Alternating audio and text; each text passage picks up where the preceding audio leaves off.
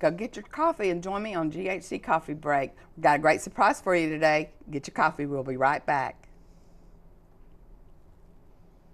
Your life is filled with opportunities to show the world you can take charge. It's waking up each day with a mission.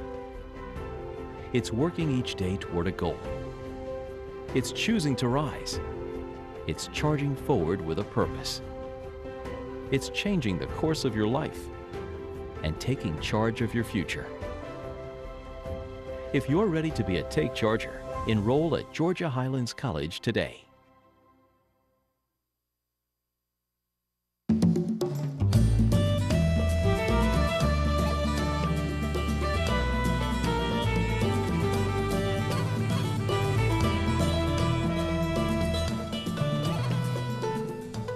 Welcome back to GHC Coffee Break. I'm really excited about my guest today, Lieutenant John Walters from Rome PD. Yes. And John and I go back a long way. Lieutenant Walters and I go back John.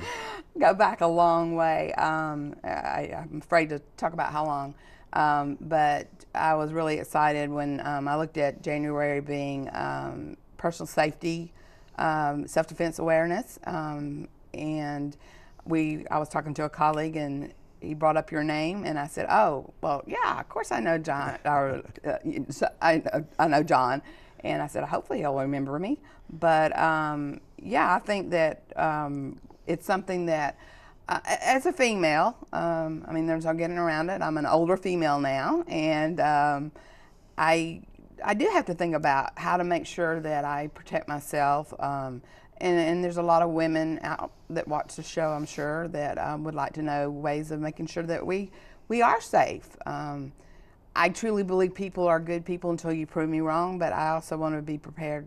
I tell my students always to kind of have this tool belt, and if I can provide you with that information or that tool, you may never have to use it, and I hope you don't, but if you do, at least you have that access. That's right. You need to stay always prepared. So for any situation. So I'm going to kind of let you be the main talker here, John. Okay, well, great. Thank you for having me. Self-defense comes in many different forms, and a lot of it has to do with being aware of what's going on around you. The biggest epidemic we have right now is our cell phone use. And so many people will walk around in their own little world and not even realize what has passed by them while they're walking in the store or walking from the store to their car. They're too busy updating Facebook or Snapchat or talking to family. And so the cell phone usage has created such a problem with people of not being aware of a person standing just outside a door at a business. Not seeing people when they leave their apartment or leave the school campus or something of that nature that should create some type of, not necessarily being afraid, but a sense of awareness of, well, maybe I need to look at him a little bit closer, or maybe I should look at this group of people a little bit closer and maybe not walk right by them. Maybe I should take another route. Just to add a little cushioning between them and that person, because they're looking for the easy target. And so if they're making that target where they don't have to work for it, then that's who they're going to go after. Women primarily deal with the children when they go shopping, to the grocery store, to buy clothing or whatever, and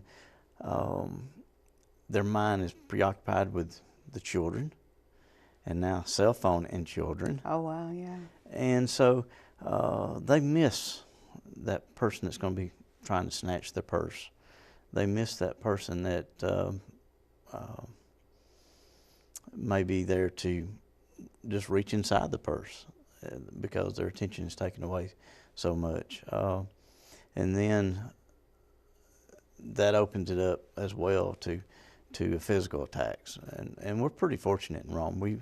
We don't have a large amount of personal attacks. It's more domestic related type situations. So we are very fortunate, unlike some of the other bigger cities, that we have a lot of robberies, purse snatchings, and things of that nature. But even as a domestic issue, people need to learn to recognize the signs, and sometimes letting their domestic partner have the last word and just ending it at that is sometimes the best thing to do, which I know it's hard for some people not to get the last word in. Sure. But that throws more fuel on the fire, and then sometimes it becomes physical. But as we are aware of what's going on around us, and we recognize the signs of anger, we recognize the signs of this person just looks out of place, we recognize that in our own senses that something just doesn't feel right, we need to learn to react to it. We need to learn to listen to it and do something to de-escalate the problem if it's a domestic, which usually means separation, let tempers cool, to maybe using the security at the school, using the security at most every store has someone designated as a security person, to walk with them out to the car. Yeah, and we in December we talked about that during the holidays, and I didn't, I'm always, I hate to ask for help, thinking, I can make it out to my car and that kind of thing, but during the holidays being distracted with packages. But I think even holidays aside, and that's something that Chief Horace had talked about for December, but I think it's something that needs to carry on even past December. Yeah, we may have heightened awareness because that's, we think about it during a high package, time or high holiday time. But, we're a month out of December now, and we really need to still keep that vigilance up. And you're right, the cell phone, because I'm not one of those that are usually on a cell phone except for when I have to be, but I think you do see more people, and I'm even thinking not necessarily so much, well, definitely somebody walking by you, but I've almost seen people walk out into streets and it's another personal safety, not just by a person being attacked, but walking into danger zones. Right. There's a lot on YouTube where you see people have accidents, and you think, really? Yeah, just put the phone down for 5 minutes. It's really amazing. When it does come to a physical attack by somebody, though, really nobody should be able to choke you. Nobody should be able to drag you or hold you. And I think a lot of it has to do with, one, we don't know what to do or what we can do. And are we going to get in trouble? It's like watching a football game. They throw the flag on a personal foul. They catch the player who threw the last punch. Right. They didn't catch the player who started it. That's true. They catch the one who ended it. So a lot of folks are afraid that, well, I'm going to get in trouble.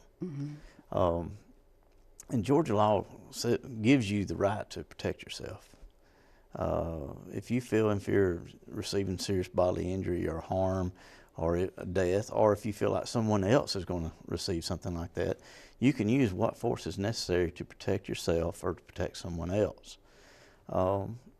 And if you're in the right, then there shouldn't be any worry about whether you're going to be in trouble or not.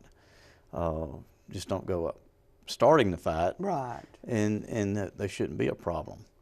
But I've had a lot of people ask me, well, do I need to get a gun permit? Do I need to get a gun? Do I need to get pepper spray? And all those things are great to have as a backup. But if you're going to get a gun, you need to know how to operate it. Oh, absolutely. which our department puts on gun safety classes. The Sheriff's Department does as well. I haven't been to yours, but I have been to a gun safety sheriff's department in Henry County where my brother-in-law used to work. I did that, and it was awesome. I'm sure y'all's is just as good, so I would strongly recommend that. Well, even to renew what you've learned, it gives you a little bit Oh, more absolutely, practice. if you haven't used it in a while. And our training center provides that type of atmosphere, that type of class. They don't have to have a gun. We supply the gun, we supply the ammo, and the instructors. It was awesome. But also, like with pepper spray, a lot of folks are carrying it around on their keychain. They're carrying it in their pocketbook. And don't know how to use it. And don't know how to use it. Guilty. I have it, but I've never used it. So it does expire. Oh, okay. Yeah, it Nice does to know. expire. It loses its accelerant, propellant to cause it to discharge. It does separate because the cayenne oils that they use, it's oil with a water or alcohol propellant, and it will separate like water and vinegar and oil. You know. Okay. You have to really shake it up before you use it. And then if you've never had it on you, Murphy's Law says things will go wrong if it can. Oh, yeah. Well, wind is a factor. So if the wind changes and it's behind the person you're trying to spray, it's going to come back to you. Yeah. Very rarely have we ever used it and other officers not get it on them. Right. Or we get it on ourselves. So that's why our guys are sprayed with it, is so they see what the effects of it could be. Yeah. If they get it on them. So a lot of people are carrying it and they really don't know what they've got. So I suggest taking classes on that. I hadn't thought about that one. And have not necessarily get sprayed with it, but have an exposure with it, because it can cause you to have breathing issues. Some pepper spray is sort of like turning the stove eye on, letting it get nice and red, and then putting your hand on it. Well, that's sometimes there's some sprays out there that feels like that when it hits the skin or your eyeballs. So to know what the effects of it could be is good to know, because you don't want to. You're spraying a guy to get him off of you. Yeah, that's all I want. And you don't want to be there as a victim, suffering with him. No. And so knowing what you have as well. Sometimes the over-the-counter type things that you might get at a sports store or something like that. I got mine at Home Depot. Well, it might not be the best product in the world. So. Okay. Good to know, because like I said, that was something I thought was pretty safe but benign in the same way, where I wouldn't kill anybody, wouldn't kill myself with it. I've taken the gun safety, I have a gun permit, I have nothing wrong with that kind of self-defense if needed. Right, I would hope. It's one of the tools I hope I never would have to use. But I do pride myself on taking care of using safely. I did not think about but I'll be honest, I did not think about the pepper spray needing a class on it. But when you put it that way, it's like, oh yeah, you're right. So good to know. That's a good point. I had a good friend who got tired of carrying it, threw it in her drawer. And she was sitting there doing makeup one day in the house, and the drawer didn't open up all the way, and she's trying to open the drawer. No. And she gets a good dose of it, and her husband calls me and says, "What do we do?" You know, so I walked him through the steps to get it off of her, because she wasn't very happy with her makeup situation that morning. I can feel her. Yeah. so that's good. I know tasers too. If you've never touched, my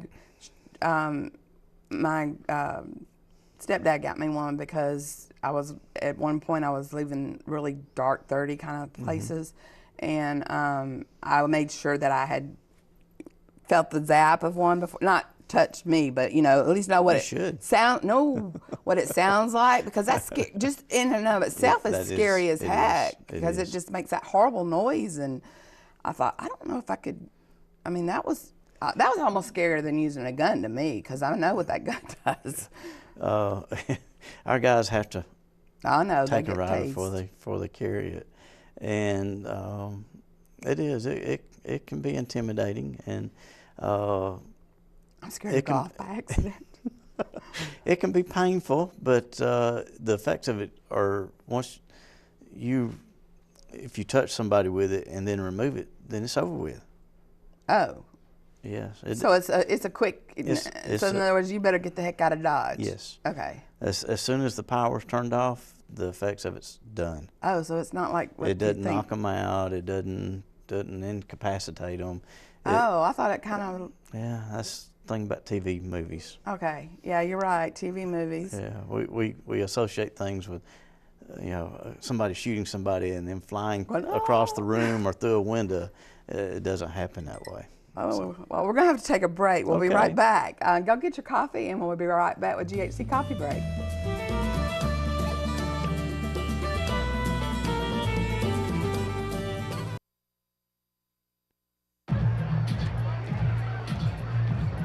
If you drive buzzed, it could cost you around $10,000.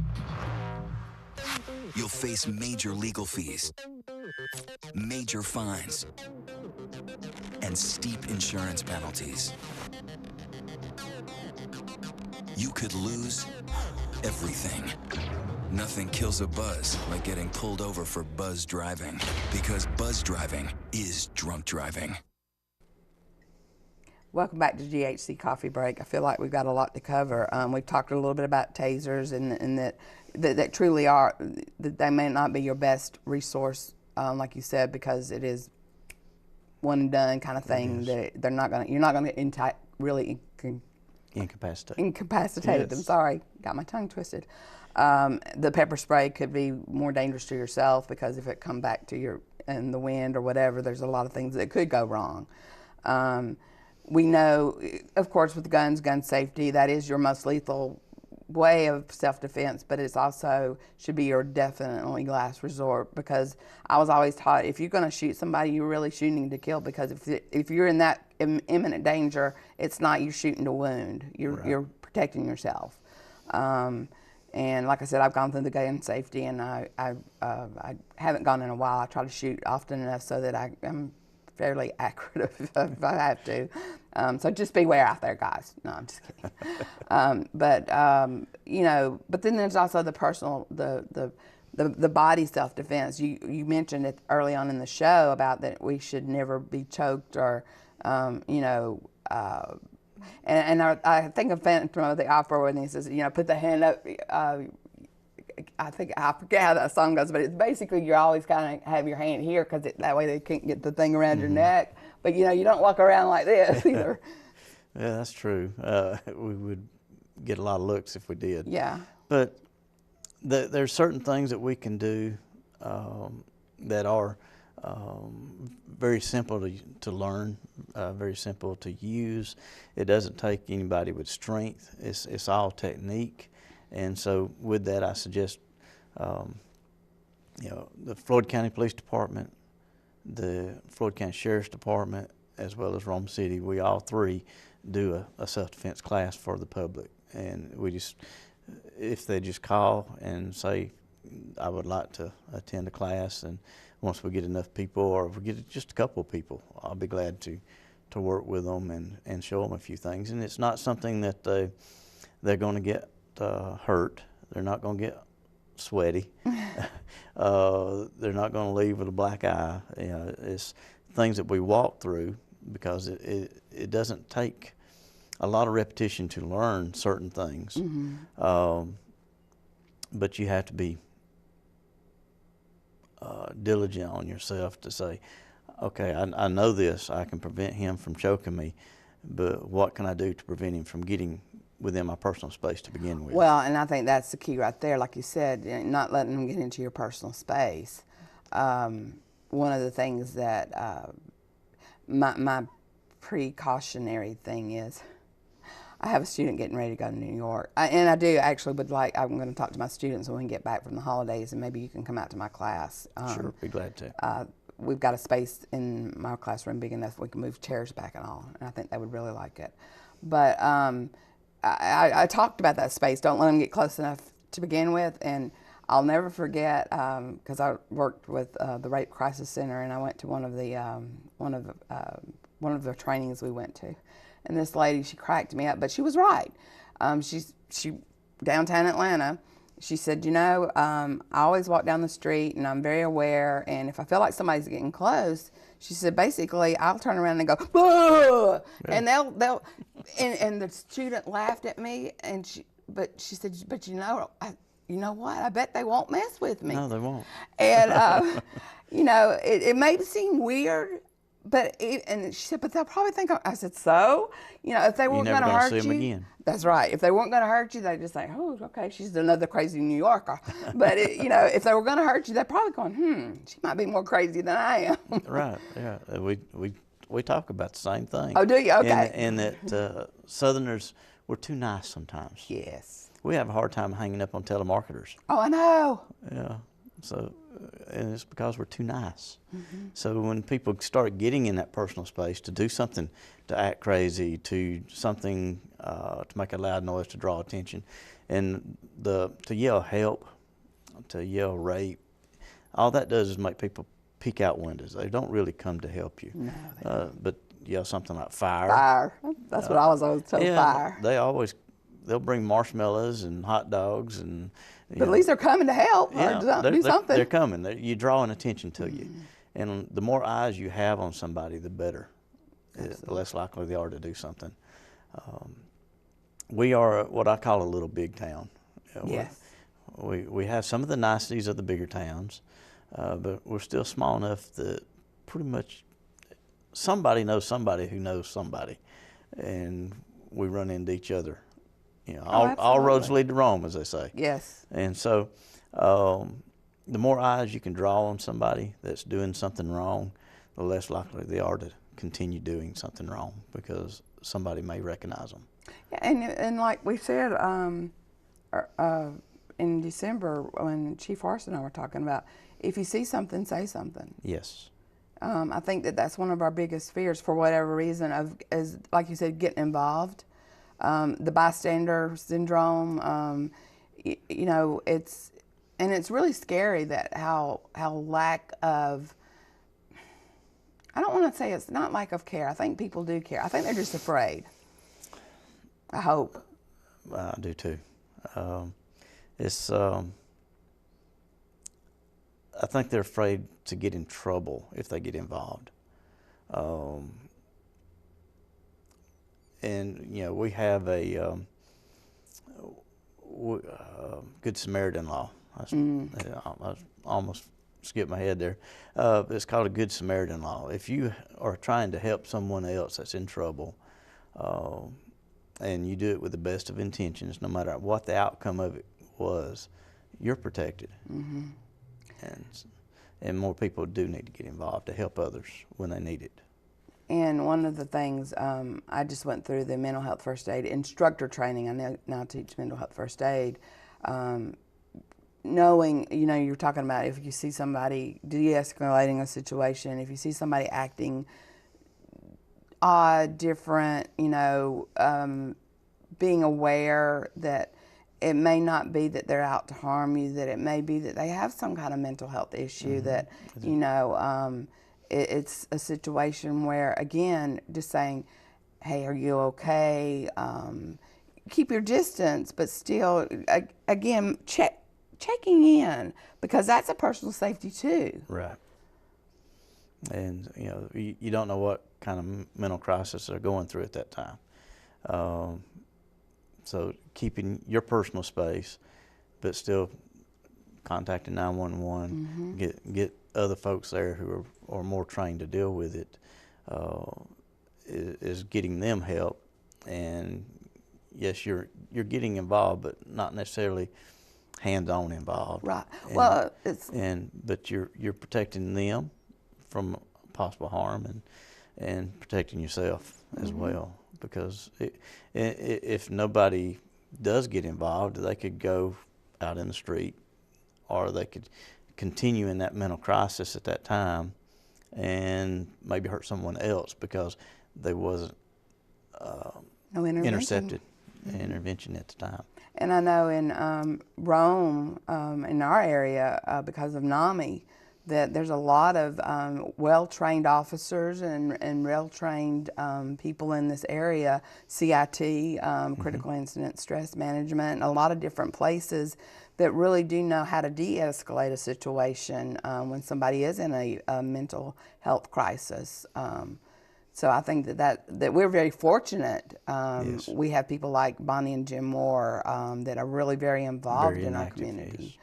Yes. Because I look at it as part of our personal self-defense and personal safety, that we are aware and that we are taking care of our community. Because, like you said, most of us know somebody that knows somebody. At least, I mean, you know, at least 2 or 3. Yes. You know, there's that factor of, what is it? The Kevin Bacon factor. 7 degrees of knowing somebody. Yes. So yeah, I think it's very important.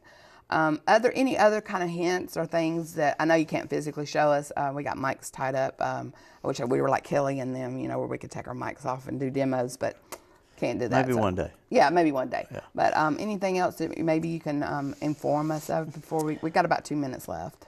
Well, just be aware. Know where your exits are at. Know where fire extinguishers, fire alarms. Know where the, you know, if you need to get to a phone, where can you get to a phone? If for some reason you don't have one on you. I think it's the same nowadays. Where are their Yeah, phones yeah. nowadays? I used to- And even if you're someone who's not able to afford a phone, an old cell phone. It doesn't have to be the latest, greatest smartphone. It doesn't have to be connected to any internet provider. Right. But they will all dial 911, whether they are an active phone or not. All they got to do is keep it powered up, and it will call 911 in the area where you're at. And honestly, I think sometimes that's all we really need. We don't need all this stuff that we have now on these things. I mean, I'm guilty. I have a smartphone. I like my phone. My husband calls my phone my camera. Yes. Because I use it for everything for camera, video, and yeah. And I think that is a good point, though, to also remember, keep your nose out of the phone when you're walking.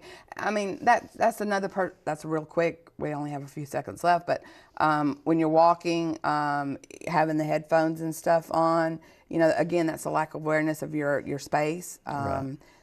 Use all your senses. You know, you're taking something very vital away when noises are going on around you. Yes. You won't hear them as they're walking up behind you until it's too late. And yeah, I see that on Rome's got some great walking and biking trails around here, and I see people all the time with that. So that's very dangerous, in my opinion. And traveling groups. Yeah, and traveling groups. So, all right, get your coffee, and we'll be right back with GHC Coffee Break.